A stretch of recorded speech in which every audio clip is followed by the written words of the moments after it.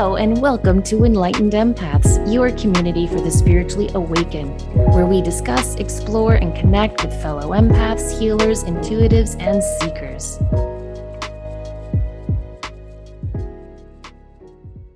Hello, empaths. Today we're going to be discussing automatic writing and so much more with our guest, Michael Sandler. Michael hosts the Inspire Nation show and is the creator of Inspire Nation University. He's a best-selling author, coach, and speaker, and so much more, as you'll discover in this hour together, who's helped transform thousands of lives through his Open-Hearted Warrior coaching program. In his newest book, The Automatic Writing Experience, Michael teaches readers how to turn their journaling into channeling to help you get unstuck, find direction, and transform your spiritual journey. Michael, welcome to the show. What I loved so much about your book is how you shared a lot of yourself and your wife's journey as you came to discover what automatic writing can do for you. Can you start us off just by telling us a little bit about how you came to this and some of the struggles you all overcame in the process? Sure, Samantha. And thank you so much for having me on the show.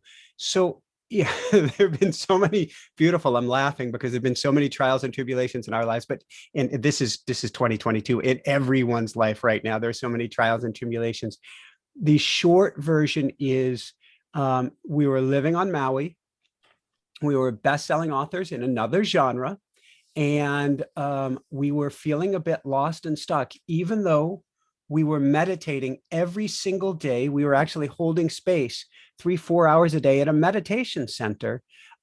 We were feeling lost. We didn't know which way to turn.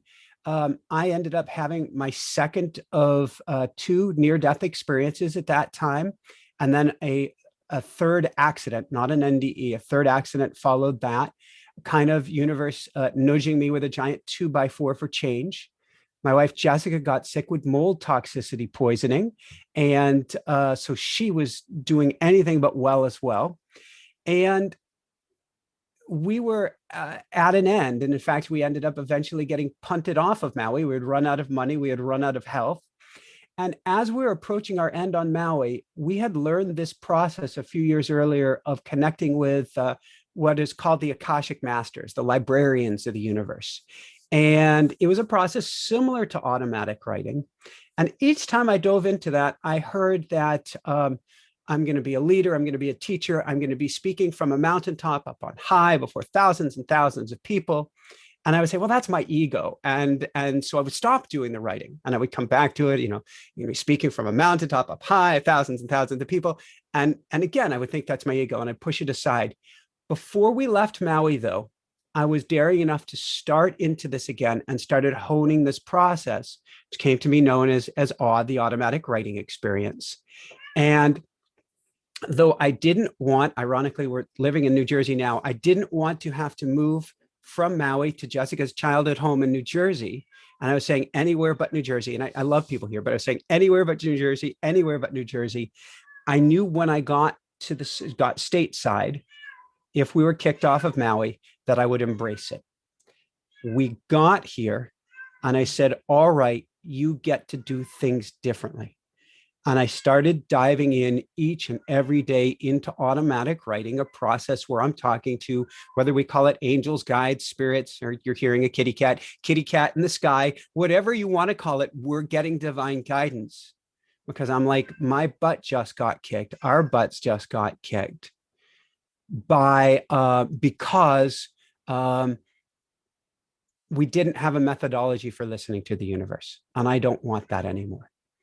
And so I dove in each and every day. Out of that came our beautiful show, came a rebounding in our coaching business, our classes, our health, now baby on board, everything. And I would even put baby on board to automatic writing. I'm going to give everything to automatic writing because I was now communication or in communion with spirit, and all good things come out of that. When you're out of communion or you're walking around, na poo poo, I don't want to hear it, even though you feel there's something else, you feel there's a different direction, but you're not listening. You're in a state of discord, and it's like banging your head against the wall. That is so true. That is so true. And thank you so much for sharing that part of your journey. You're most welcome. So one of the things, and I do, Spirit will wake me up at 4 o'clock in the morning and like, boom, start writing, Denise. And that's my automatic writing experience. And a lot of people, and I've always said, and you bring this up in your book about spirit writing, where you can connect with people in spirit that have passed, your loved ones, with your guides, with your angels, with any realm that's out there, we can make this connection. But what I'll tell people is you have to show up and you have to let people know who you're looking for. So could you go into that? Because what scares people is what's out there. What am I going to find? How will I know it's something safe to connect to? So let's address part A and part B. Part A, there are prayers that you say that help surround you in this bubble of love and light.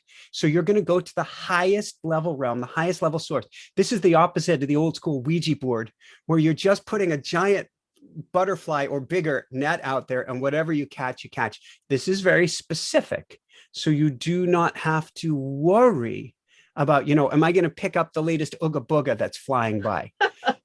And there are actually checks you can do if there's a possibility of having picked up the Ooga Booga, but you're not. If you're going to God, source, universe, Jesus, Buddha, Allah, Jehovah, love and light, if you're going to this, that's what you're going to get. And it's very easy to tell. It's not that there's going to be some crafty spirit pretending to be your mom. That does not happen. So you don't have to worry about that. Now, conversely, as you said this and you said loved ones who passed on, I just keep hearing in my head, Miraku, Miraku, Miraku, because we had two twins in my wife's belly until a couple of weeks ago. And one of them had to give up her life to help the other one come through. And her name is Miraku. And she has come through so powerfully, loud and clear through automatic writing. What's wild is for the first few sessions, she came across as a baby girl. And then her voice morphed so that there's still some baby girlness, but it morphed into elder. And it's like, holy crap. I hope that's okay to say. Holy moly. Because she's like, look, I've been around millions or billions of lifetimes with you because we've been together for eternity. And this was the role I was playing this lifetime. But we've played many different roles, and I'm here to guide you, and I'm here to help you, and I'm here by Hannah's side, our baby who is coming through in the physical form this lifetime. And she's like, at the first moment, I'm coming back. But right here, I'm here to help. Right now, I'm here to help guide you, and I'm here to help Hannah. And each and every day has been coming through loud and clear. I did a live show on Monday night. I do a YouTube live event every Monday night, and I channel before it. Half of the channeling was my angels and guides. And then she kind of went boink and elbowed and knocked him out of the way. And she's like, here's what you need to tell him. And I'm like, wow. So the spirit of our loved ones, first off, time and space aren't real. And I don't mean that as a metaphorical thing. I mean, universe is stacked, one layer on top of the next, on top of the next. All time is happening simultaneously. All space is happening simultaneously. So our angels, our guides, our spirits, our loved ones are always here. There's no, I have to find my loved one who's passed on. You may have to fine tune the connection, and certainly process like automatic writing can help, but they're always there. And so it's actually much simpler than we realize to begin tuning in. And then they have a lot to say, because like I teach a school of mystics, which is about living in both worlds, here and at a higher plane. They're on the higher plane. Part of us is always there, but that's where they're existing. And so the wealth of information and guidance we can bring back if we're open to it is stunning. I'm so sorry to hear about the physical loss of your daughter, but how comforting that you and your wife, Ann Hannah, are going to have this record really of her being here with and for you to guide you. And I think that's one of the positive aspects of automatic writing. Do you think it is channeling? Is it a branch of channeling? What are some of the similarities and differences? That's a great question. And I'm still stumped, forgive me, on channeling versus mediumship versus what is the gray area? How do we call one or the other? So I would say it is a version of channeling. You are bringing forward messages from somebody else, and you're doing it without the conscious mind. It is also conversation, or I'm going to take it one more level. I'm going to use the word that the angels and guides use, communion. And communion means a very deep level of conversation that goes beyond idle chit chat. It goes beyond even, what do I need to know today? Which is where we start with automatic writing. This goes to developing a relationship with someone on the other side. And this becomes a very deep and profound relationship. And the more that you practice it, the more this relationship, I hear it gains a tenor, it gains a richness to it that perfuses your entire day. So I started doing automatic writing once a day, diligently, each and every day. First, I started with writing, but I'm dyslexic. So when they started going, all my words and stuff started flipping around backwards. So I started typing to try and keep up. And recently, when I was hit by an SUV, I had to actually do it with a microphone and have it, which was difficult, but actually worked, have it, type on the computer for me. But what happens over time is the more that you build this neural pathway, and we've all heard neurons that fire together, wire together, the more that you begin hearing from spirit, from angels, from a loved one on the other side all of the time. So as I'm speaking to you, Samantha, as I'm speaking to you, Denise, it's really a three-way conversation. In this case, a four-way conversation, which is as long as I pause and breathe, so to speak, they're coming through loud and clear. I don't hear it as a booming voice right now, but why my show took off, why everything is taken off, is because I'm in conversation or communion now continuously. My biggest challenge is when the fight or flight egoic response comes up. And I don't mean ego, I'm a great person. What I mean is I need to keep myself safe person. When that egoic voice comes up, to remember to pause and listen, because the voice of spirit is always there. Sometimes you can even tell best what's the voice of spirit because you want to fight against it in those moments, because it's telling you to go right and you're so freaked out, you consciously want to go left, but spirit tends to know better.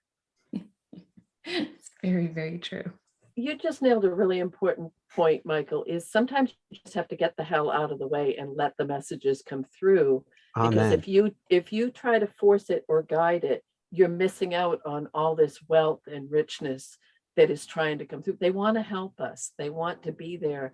And when I work as a medium and I do readings and I do work as a channel, and Samantha does as well, she as a medium, we bring through this stuff that we get out of the way. And that's what we teach people is get out of the way and let it come through you, not from you, because then you're going to give the true intent of what they're trying to bring through.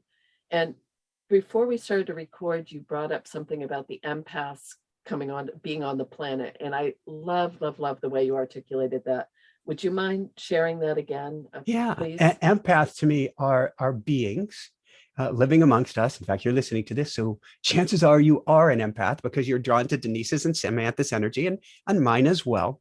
An empath has been around so many times that she or he lets their guard down now, lets in all of this energy, does not try to filter it. However, which means that you're a mystic over millions and millions of lifetimes. You've developed this ability. And the shortest way to call a mystic, other than saying that you live on both sides of the veil and are more aware of it, is someone who hears without ears, sees without eyes, knows without thought. You get these things. You hear without ears, see without eyes, know without thought. You get these things intuitively. It's such a strong hit. However, because you haven't had proper training, which is why shows like yours are so important today, because you haven't had proper training in your mystical gifts, and society certainly does not teach you how to use them. If anything, like my wife, I'm an empath. She's like a 10x or 100x empath. And she was told growing up she was too sensitive. We're not taught how to use these gifts. And because an empath inherently doesn't want anybody to feel bad, we are the pleasers. It means we get hoovered the most until we learn how to meter our emotions and work with our super skills. When we do, these are our superhero powers. We become the mystic we were always meant to be. We traverse the world at a higher level. We're living in a higher plane, and we're actually the leaders, not the followers. We're taught we're the followers. We're the quiet ones. We're the, dangerous to say, but I'm hearing spirit say meek, but I don't mean it as you're weak. We're actually the powerful old souls. But we are, I hear, compressed to a lower level temporarily until that energy pops inside of us and go, I can't take it this way anymore. Just like my cat just pounced behind me. That energy wells up and we discover I have superhero powers and I can live, as like Paul Selig's guides would talk about it, at a higher room, and others will follow me because I am bold and brave enough to live my full, true, authentic self. And then not only are you taking in everybody else's energy, which you learn how to meter and not take it all in, but you exude. And we've felt it when an empath's energy just glows out there like the sun that she or he is, everybody is drawn to them. I think empaths are quiet and observant so much, like you said, because I love the Course in Miracles, and when it says in there, that this world is insane. We live in an insane world. And I remember first reading that and going, oh, I'm not the only one who thought that. I think so many empaths we stop, we're quiet, we observe because we're looking around at this loud, boisterous, look at me world. And we're thinking, this isn't my world. So I think that's why there's always that feeling of being different or strange or other. Yeah, and how I see it now is insanity by design to cause us to yearn for something more. Universe is always wanting to expand on an individual level. We're always ascending, spiraling upwards. Even when we find ourselves back in the same place, it's an upward spiral. And for whatever reason, humanity, this is all story, but my guess is that the story is we are a lower level, highly functioning, energetic being having an energetic experience in human form, meaning we learn right now through pain and discomfort. There are other beings that don't need that because we learn best when our back is against the wall. If you put an empath in an insane world, and there's no way I'm going to say this world is sane, it's craziness. Everything about it is completely insane by design to help us to learn and grow and evolve. And even you're too sensitive, be quiet, or hide to be safe is all by design to help us. Here's a good way to put it. If you take a seed and put it in the ground and you don't tamp the soil down, many of those plants, when they blossom, will die because there was nothing to resist against. If you take a caterpillar in a cocoon, or chrysalis, I guess it would be, and you open up the chrysalis to help them, they will die because they did not have resistance. So this insanity temporarily, until we as a species, and I believe we're right on the cusp of having that coming together of enough people, of enough like-minded souls where we hit that critical mass and we evolve to something higher. Right now, it is by design to help us to evolve. So we look at the craziness, we look at the insanity, and we go, all right, for some reason I choose to be in this crazy, insane world here. Let's see what I can do with it. Let's start first on the inside and reconnect. It's not that you ever lost the connection. Clear the connection between me and the other side. That's becoming a mystic. And then let's rock this. Yeah, I love that. I definitely want to talk more about your mystic school, but one of the best ways to clear that connection is by people checking out your book, AWE, Automatic Writing Experience. And I like the way you wrote and structured the book because it's very easy to read. It's broken down. I wanted to almost ask if you have experience with dyslexia, because I have a daughter with dyslexia, and I thought she could read this so easily because you've got things in bold and charts and tables. And I like that. I appreciated that. And you give people very hardcore parameters. Like you say, listen to binaural beats or entrainment music to help you. You also say that you really should do automatic writing in the early morning. Now, I'm a night owl. So I read that and thought, oh no, one more thing I have to do in the morning. Can you tell people why early morning is best for everyone to try this? Yes, and I'll give you, you probably already know this, I'll give you a tip for night owls as well. So when you dive into automatic writing, and thank you for explaining, I don't want to use a scary word, but we can call it a technology behind it. There's a simple way: do this, do that, do the other thing, and the words flow, period. It's very simple. And I wanted to make it that way. In fact, I had a book for students with attention deficit disorder and other learning disabilities that I wrote 15, 20 years ago. I tried to color code the heck out of that thing as well, because I did grow up dyslexic. So I wanted to make it easy for people. With that said, there are 2 times of the day that the world goes quiet. We can call it the field. What does it mean by the field? Well, if you fly anywhere and you fly over a major metropolis, at this point, it's almost the whole East Coast, it glows with light at night. That is this field of energy. It is also a field of thought. And when you're doing automatic writing, if you attempt to plug in when that field of thought is cranking, what you get, instead of spirit, angel, guides, loved ones, is you get everybody's to-do list. You get, I need to get this done, I need to get that done, I need to get the other thing done. When we first got here to New Jersey, I found that if I did automatic writing before 6:15 in the morning, it was nice, peaceful, calm words. But then we live right by a little main artery that goes into New York City. And somewhere around 6:15 in the morning, it would all switch. And the energy I would get was like, which is everybody got their Starbucks fighting their way into the city.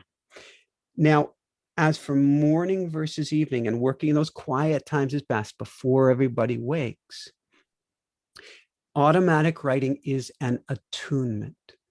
So there's a conscious level, that's the words that flow onto the page. But there's a level, we'll call it, rather than subconscious, we're going to call it supra consciousness, a level above consciousness where you're plugged into the frequency and vibration of the universe. This is actually more important than the words, because if you plug in each and every morning, for instance, the rest of the day flows better, even if you didn't get very divine words of wisdom and guidance, but you're in harmony, you're vibrating in coherence, we could say, better with the universe. Now, why I recommend it first thing in the morning is to get that highest level coherence for the entire day ahead. Because once you plug into big picture frequency, even if you didn't get the words, everything seems easier, or has more of, you have a greater understanding, even in the insanity of it. You do your automatic writing, somebody goes and cuts you off, you're just a little bit less likely to give the monodigital response, for instance. Now, for night owls, I don't say don't do it at night, not at all. What I say now is, let's reread it, Samantha, first thing in the morning, to get you back into that energetic frequency or attunement before you start the day. So I call it an automatic writing sandwich.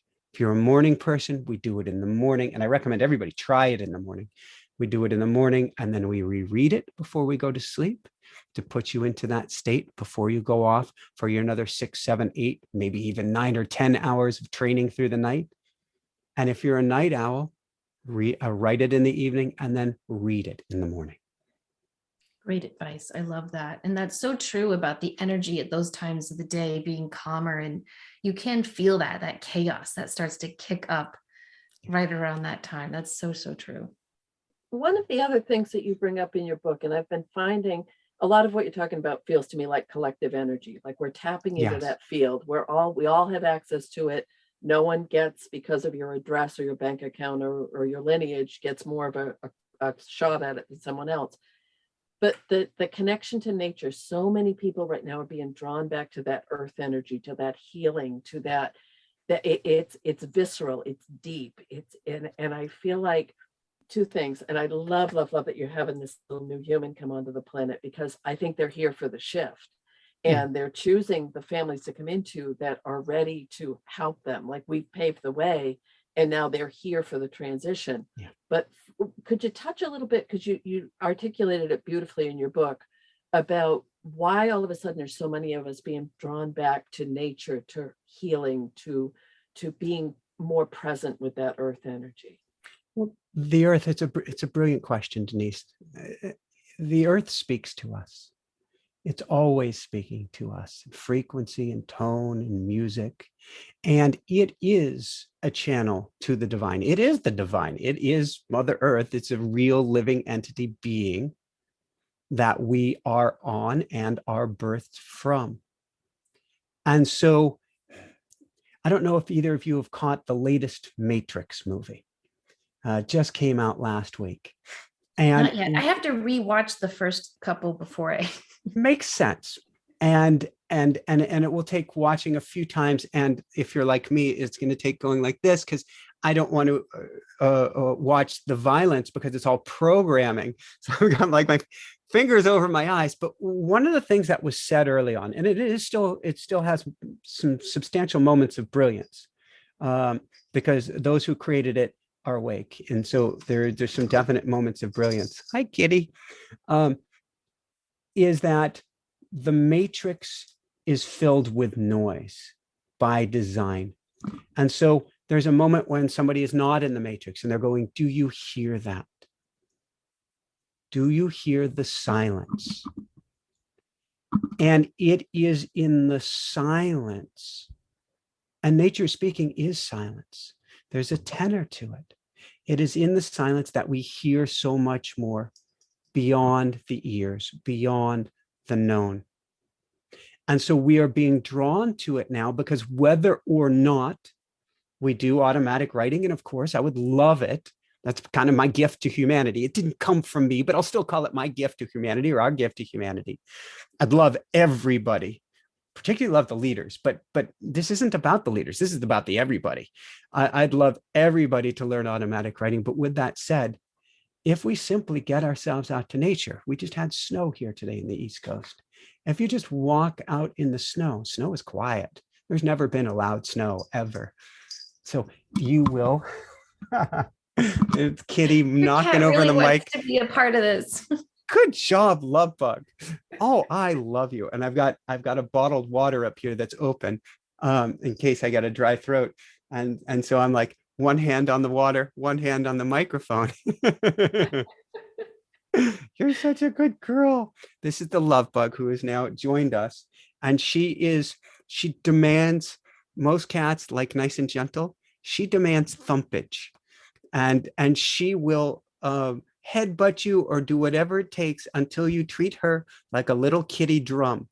And then she is in heaven. We all come in here with our own desires, our own pulls in our heart. And she loves to be roughed up for whatever reason. I have a cat just like that, and she will put her head right under your chin and knock it up until you pet her, and then she pulls on my crystal necklaces all the time. But we love all our pets, right? Exactly. What about you? So I love what you said about the silence, and I do think that something is going on in the world right now where we are designed to be distracted, really, from all of this beauty that is waiting for us when we go within. What about ringing in the ears, though? Is that ever a sign, do you think, aside from medical stuff like tinnitus, is that ever a sign that, hey, time to slow down, time to meditate, time to try some automatic writing? I see it. Believe what's coming to me is three different ways. And it's interesting because there was some ad on the weather, AccuWeather this morning. And it's always interesting to see what kind of crazy ads it gives me. And this morning it was for tinnitus. So very interesting synchronicity there. Certainly tinnitus can be a, what are you not listening to? What are you not hearing? And so many people I've worked with have been able, I don't know if cure is the right word, but the tinnitus goes away once she or he starts listening deeper, really listening deeper. And so that is one reason that it comes about, is to help us to listen, to wake up to something greater that's going on.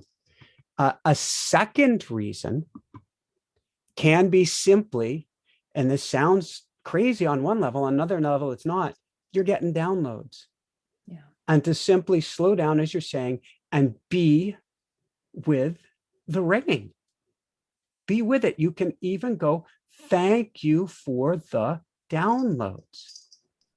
So that's another key reason. Another key reason certainly can be, is your diet or body or physicality out of order that's creating almost like a headache situation. So I've seen this with people who have profound headaches. The word is escaping me for these types of headaches. The aura headaches? Where you see color and things of this sort. Yeah, I think that's called an aura headache. So even beyond that, more general term, but aura headache certainly would be in there. Migraine, thank you. Okay. Spirit's like, migraine. So there can be a physical component too, but all physicality has roots in spirituality because we're an energetic being having an energetic experience in human form.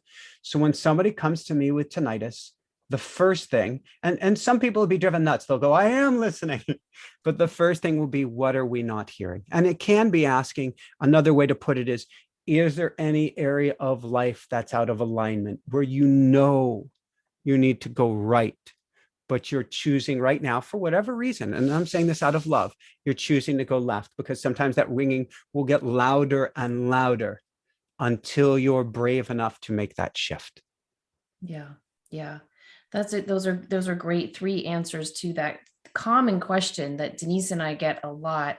And I think sometimes when you make that commitment, whether it's through automatic writing or checking out your School of Mystics, anytime we make that decision to go within and trust ourselves, for me anyway, that ringing tends to slow down because it's like, okay, you got it. You're listening. You're getting the downloads. Bingo. Yeah. One of the things in your book that I love is at the end, you go through the woohoo technique, like the 8 sections of your life. And so many people that we all talk to right now are trying to find balance. They've been hyper focused on one aspect of their life or another, and they're saying, we need this balance. And when you go through those 8 sections of manifestation that you've presented, it really does show if you spend time in each of those little spaces, or you focus on one and move to the next. Could you chat about that for a moment? Yes. So I look at using modern vernacular. I like to use the term wealth, and I'm no longer a law of attraction guy, which is interesting because I'm more of a higher level flow. I feel it's beyond. It's going from the me to the we at this point. Doesn't mean you can't have everything you have, but it might mean that the everything that you want is at a higher level than what you wanted. But with that said, I look at wealth in many different categories of life. For instance, time wealth. If you don't have time, I don't care how much money I give you, you're going to be miserable. Physical wealth, as the Dalai Lama talks about, if he says Western society, they trade their health for money, and later on they're trading their money for health. If you don't have health, it doesn't matter about anything else. Family and friends, if you're all alone, and this is not a time where it feels comfortable to be alone. There was a time to be the monk in the cave in a sense, but now is a time to join with others, which is interesting during this COVID lockdown, not lockdown, amorphic time that we're in. But if we're not focusing on the energy in friends and family, we don't feel we're wealthy as well. The creativity, that pull, that spark from the universe. If we ignore it, you want to talk about a ringing in your ears, ignore the spark of creativity. That's your gift coming from the universe. And the universe will crank up the volume in so many other areas of your life loud and clear until you finally get it. So there are all of these areas and more in life where we do our best to get balance. And it may be we focus on a few more here and then shift and on a few more there, sort of like I'm doing rehab on my wrist at the moment, which is crushed and beautifully rebuilt. And I'll focus on flexibility in one area for a day and then another area for a day. And it's coming along well. But overall, we're seeking to be a more balanced, energetic being. To me, that's almost the divine feminine. It's very a young, very aggressive male approach, which helps on several. We need to bounce even of that, which is let's focus on this one key area and get her done.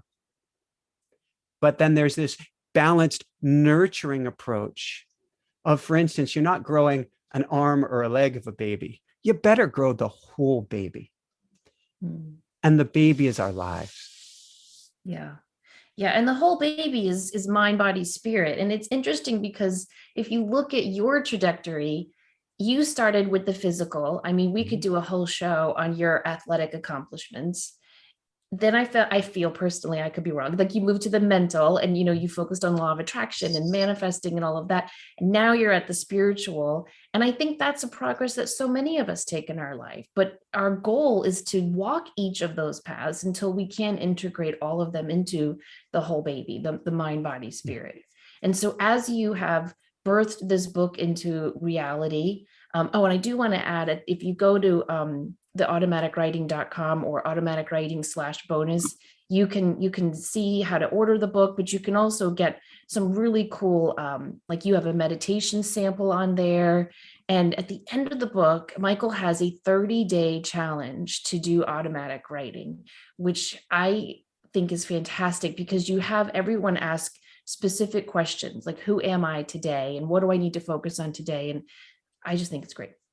But now you're progressing into this school that you're creating. Can you talk to us about that and what you and your wife hope to accomplish? Yeah, so we have finally got bold enough.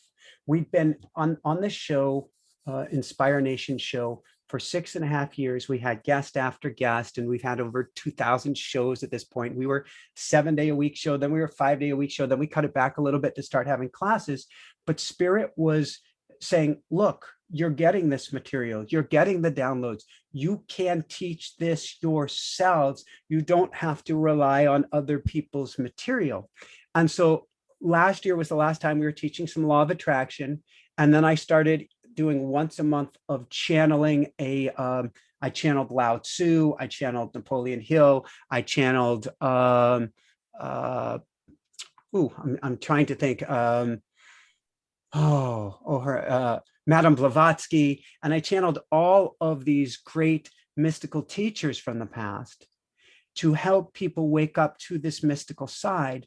And then I was encouraged, let's have you teach from you, and let's start a school of mystics to help everybody birth or bring forth the mystic that's inside of them.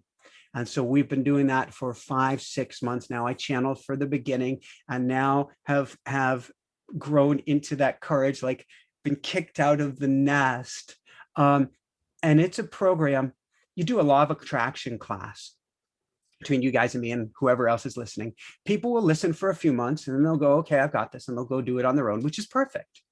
You teach a School of Mystics class and everybody continues. Because first off, you get this community where everybody comes together and learns from each other, but it just keeps expanding. Your knowledge and your experience grows, and your knowledge and your experience grows. And watching people, I'm very selfish about this. Watching people become mystics is the most awesome thing, because I call everybody a mystic in training. Everybody's a mystic in training, but watching you blossom into your mystichood it's crazy incredible, because you cannot live the same way, you cannot be the same way, but you become, like you guys both are, a bright and shiny beacon of light. And I could throw you in the dimmest, darkest closet, and you're still going to shine your light bright, and you're going to still bring your light to everybody else around you. So frankly, this world is completely and totally insane, and I'm not going to take it anymore. But the biggest way that I can make a difference is to help others, to help others, to help others, to help others, which is why you're doing what you're doing as well. Okay, that sounds exciting, and I can't wait to check it out. When can people find out about that? So they can go to inspirenationuniversity.com and they can scroll down and look for the School of Mystics. It's classes 4 Wednesday evenings a month, but we also do record it every class. So in case people can't make it, you can be there on Zoom, you can be there on audio, you can be there in what would we call it, stalking mode, whatever that means. But I'm very biased. It's kind of cool. And you guys know, I've been through some stuff, so we say, this fall, and I bring it real, because every experience that you have, Denise, every experience that you have, Samantha, every experience that you have, Love Bug, all of these experiences are here not just for us, but they're here for us all to learn from. Beautifully said. Your work, I can feel the passion in what you're saying, and I can feel the truth, and that you're the messenger for this. But it also feels like you're empowering people to make that own connection. And what Samantha and I teach in our classes and individually, and the whole premise of all of this spiritually based work is giving people the skills they need so that when you come from your own truth, it can't be replicated. We're not trying to copy someone else. And it sounds like your school of mystics is giving people that inner connection and confidence and self-awareness to be able to say, oh, I don't have to divert, or I don't have to go default with someone else's opinion, which please keep shining your light, because that is so damn important right now. I couldn't agree more. It's not about me. It's honestly not about Denise, not about Samantha, not even about the Love Bug again. It's about that connection with spirit, and then discovering your true authentic self, who you are, what you were meant to be, and the connection you have with spirit. Yeah. Okay, now, I do have to ask one kind of silly question because it just fascinates the hell out of me. Do you really travel with a rooster, or as we prefer to say in New England, a rooster? Yeah, I do. At the very end, while we're on air, if you want, I am happy to have him make a cameo, which you would probably hear him say something, but you'd be able to see him. For my Monday night lives on YouTube, he's always camped behind me on the couch, really his perch. On some interviews, yesterday I had beautiful interview with David Ditchfield, who was run over by a train in the UK like a decade ago and survived and had a near-death experience and came back as an accomplished artist and composer of symphonies. He couldn't make any music beforehand, and he came back able to do that. And at the end of our interview, I had to bring Rue out to introduce him. So he was Pure Magic, is Pure Magic, who was abandoned on the side of the road at 5 months of age in Colorado.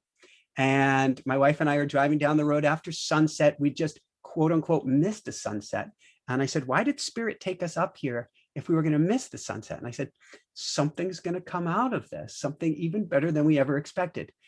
Chicken runs across the road. I turn to Jessica, my wife, and I say, you ever wonder why the chicken crossed the road? Because if you'll give me permission, we're about to find out. And I said, can I pull over safely? I asked her, rather than just jumping out of the car. I ran over to Rue, who was in a panic, running up and down the side of this road. And it's kind of a little mountain highway. And thankfully was not running into the road. I was so scared. It took me talking to him for 15 minutes before I got my shirt off, put it around him, scooped him up, took him in the car. There's even a YouTube video called The Roo, R-O-O, The Roo Story, where Jessica's videotaping me the first minute I have him in my arms, and I kiss him. And it's very clear we've been together lifetime after lifetime. Mm-hmm. And he is, we were calling him Dog, and we got Rue, which is just amazing. He is the most unbelievable, amazing, challenging, difficult, well worth it, not pet, but family member we've ever had. It's not, I'm hearing him, he's like, I'm not difficult, I'm a rooster. So. Well, see, people don't realize the personalities. I've had hens and roosters my whole, not presently, I don't. So when I read that you traveled with a rooster, I thought, son of a bitch, I've never thought about putting girls in the rig with me. So what kind of rooster is he? What breed? Well, he's a breed, as best as we can tell, and he's on the largest of the largest scale of any rooster, a cuckoo Moran, a French breed. And he is very strong, very proud, very big, regal. Very extremely. big. So we brought him to 19, he's been to 19 different states, traveled with us in the RV. He's been to the Pacific, he's been to the Atlantic, and he's put his feet in both. And he's been to Las Vegas Strip. He's been everywhere. Nobody has, and people, Las Vegas, people would stomp in their cars, their jaws hit the floor. Somebody driving their, I don't know, $1 million, whatever, is like stopped, looking out the car, yelling to Rue. Nobody's seen anything like them. So I guess I should get him right now. So, Yeah. so bear with me 1 minute. And Love Bug, I'm going to have Rue here. So she loves Rue. They're still trying to figure it out. But like as soon as he leaves his soft kennel, she goes and run in it. And when he's in it, she'll jump on top of it and go and start beating on the top of it. And he's going, and he's got his comb going on. You can see it moving around. And she's going, hold on. Okay. Denise, I think I see a rooster in your future. I don't know. I don't know about that. Grace and I kind of have this down, so I don't know about adding a rooster. Imagine you, Grace, and a rooster in your Oh RV. my goodness. This is a Oh, challenge. Can we? Oops. Got the headset under He's the mic. huge. Oh, I know, Love Bug. oh, he's Let's see. Oh my beautiful. gosh, what though. beautiful coloring. Almost got it. A little challenging. We can do this. Oop. We might be able to do this, or we might not, but we'll try to give it a try. Look at him. Almost there. I know, Rue. So he's been napping. So he's half awake at the moment. So, but if you can get the scale, the regality, most roosters have, so this is his comb on top, have 2 or 3 points. He has 9. Most roosters have about an inch, inch and a half of what's called wattles, this thing that dangles beneath his chin. His are 2.5 inches or more, and his earlobes alone are between an inch, inch and a half. And so he is just this majestic creature. He's stunning.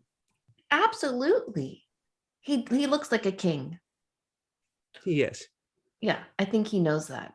But He he's does. been quiet this whole time we were recording. So he must be, I don't know. I always expected roosters to walk around, making their cock-a-doodle-doo sounds, but apparently I don't know anything. He has his times and places, and he loves to sing, but it's also his vocal. I mean, he has more vocalizations than cats or dogs. So he has words for lots of things, and he has all sorts of vocalizations. But his primary mode is to sing. He wants to sing to let people know he's there. Sing to let, hey, I want a different food. Sing to say I'm overtired. Sing for all of these different things, and he is.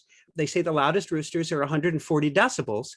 And so I'm going to assume he would qualify in that. That's much louder than a jet airplane. But he gets up generally later than we do. Although lately with our healing and pregnancy, he's beating us up, getting up a little bit before us, but he'll sleep until almost 8 if you keep his soft kennel covered. By the time you get to midday, he's quiet for most of the day until he has, certain wants and needs. But he knows what a camera is. He knows what an audience is. And he knows when he's on camera. Let's see if we can sit down here. So he loves this. And he works this. And he really does get this. And we've had animal communicators on. And like the first time we had an animal communicator on, we had just met with a couple from Hollywood who were interested in making a TV show with us. And he spoke with the animal communicator. And she said, he knows who just came to visit. And he's so glad they did, because they're going to make my show.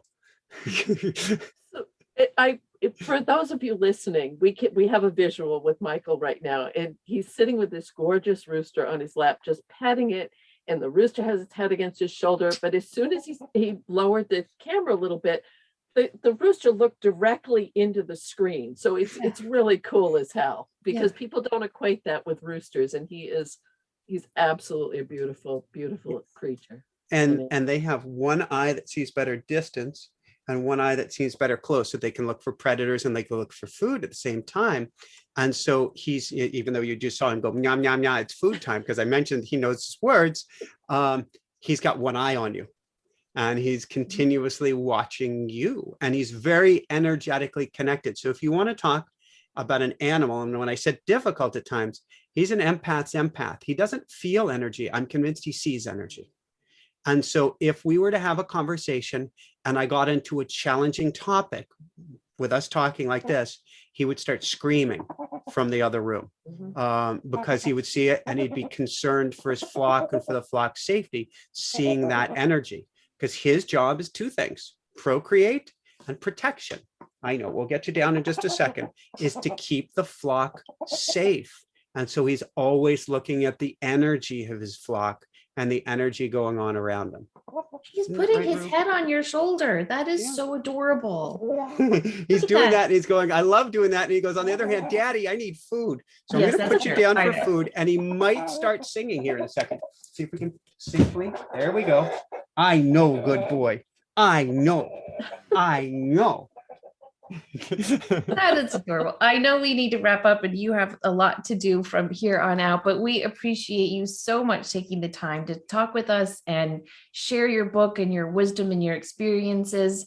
And for everyone listening, we will put links to his book and his website and his fantastic YouTube and podcast show, Inspire Nation. And we just thank you so much for coming on. It's been a pleasure spending this time with you. Well, thank you, Samantha. Thank you, Denise. Thank you, Spirit, and thank you for having Rue on, because he's grooving on this. Oh, I love it. Thank you. This has been lovely. Thank you so much for sharing your light with our listeners. Oh, And with and you us. guys as well. Yeah. So lots and lots of love. Lots and lots of love to you as well, and to Jessica and all your family of four-legged friends there. Thank you, everyone, for listening. Please remember, as always, to show up, do good work, and share your light. Take care. Woohoo. Bye.